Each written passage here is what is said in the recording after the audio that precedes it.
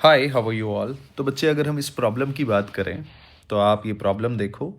दो rigid box हैं, बना लो दो रिजिड बॉक्स ऐसे।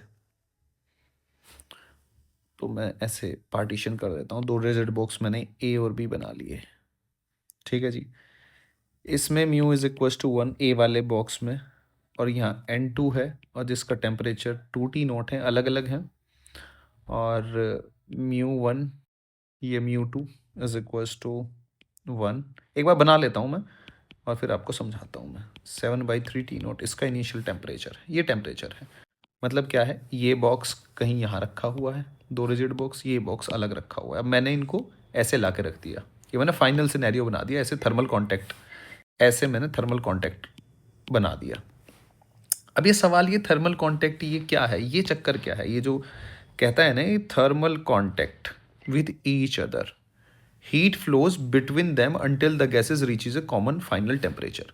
मतलब ये है कि कोई लॉस नहीं हो रहा है, यानी कि जितनी एनर्जी पहले थी। अब देखो, अगर मैं आइडियल गैस है ना ये, अगर मैं आइडियल गैस की एनर्जी की बात करूं, समझो कॉन्सेप्ट, समझो पहले आप। आइडियल गैस की एनर्जी की बात करूं तो आइडियल गैस की एनर्जी का मतलब होता है काइनेटिक एनर्जी। ठीक है भाई, एनर्जी का मतलब क्या होता है? आइडियल गैस की एनर्जी मतलब इंटरनल एनर्जी, ऐसे बोलते हैं ना हम, इंटरनल एनर्जी। इंटरनल एनर्जी में क्या क्या फैक्टर होते हैं? Kinetic energy plus potential energy. ठीक है। अब पोटेंशियल एनर्जी तो यहाँ जीरो होती है, क्योंकि इंटरमोलिकुलर फोर्स क्या होते हैं? जीरो होते हैं। थियोरी का पॉइंट है। यानी कि काइनेटिक एनर्जी यहाँ से हमारा F/2 RT, वो F/2 PV निकल के आता है, काइनेटिक आता है ना F/2 PV निकल के। ठीक है। तो कुल मिला के फिर हम इसको क्या लिख लेते हैं? इंटरनल एनर्जी, यानी कि डी यू हमारे पास ये फॉर्मूला आ जाता है म्यू CV/dt। आई होप कि आपके समझ में आ रहा होगा। ठीक है। ये इतना तो समझ में आता है। अब क्या है, जब लॉस नहीं हो रहा है तो U1 plus U2 initial will be equals to U1 plus U2 final. ऐसे होगा, नहीं होगा? जब आप ये कंडीशन लगाओगे तो आप ध्यान से देखो, μ1 CV1 T1 plus μ2 CV2 T2 will be equals to μ1 CV1 T, मैंने मान लिया T टेम्परेचर जो फाइनल टेम्परेचर हुआ, प्लस μ2 CV2 T। T निकालना है मुझे। तो जब आप CV की वैल्यू क्या रखते हो? आप CV will be equals to F/2R रखते हो, नहीं रखते हो? यानी कि CV प्रोपोर्शनल है, बाकी R/2 तो कट ही जाएगा। क्यों कट जाएगा? ऊपर नीचे है ना, देखो ध्यान से देखो। ये आएगा μ1 F1 R/2 into T1 plus μ2 यानी कि F2 CV2 यानी कि F2।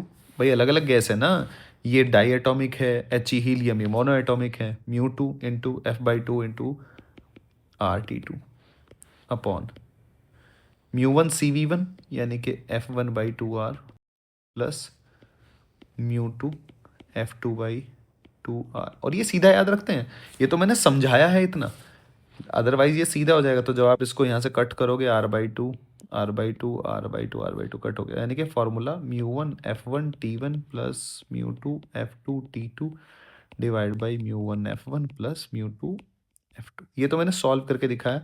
आपको ये याद रखना होता है सीधा। जब आप ये याद रखोगे तो सीधा फार्मूला जब आप लगाओगे तो टेम्परेचर निकाल लो। अब देखो, अगर मुझे ये याद है तो मेरा काम आसान है। अब ये याद हो ही जाता है, क्योंकि थियोरी का पॉइंट ये आपके नोट्स वोट्स में सब जगह लिखा होगा। तो ये क्या हो जाएगा? T विल इक्वल्स टू μ1 यानी कि 1। पहले ए के लिए लिख रहा हूँ। ए डाई एटॉमिक है, डाई एटॉमिक के लिए एफ कितना होता है? 5 degree of freedom. 3 translational, 2 rotational. 5 Guna 2T0 plus 1 into mono atomic के लिए 3 temperature 7/3T0 divide by 5 plus 3 cut गया 10 17 T0/8।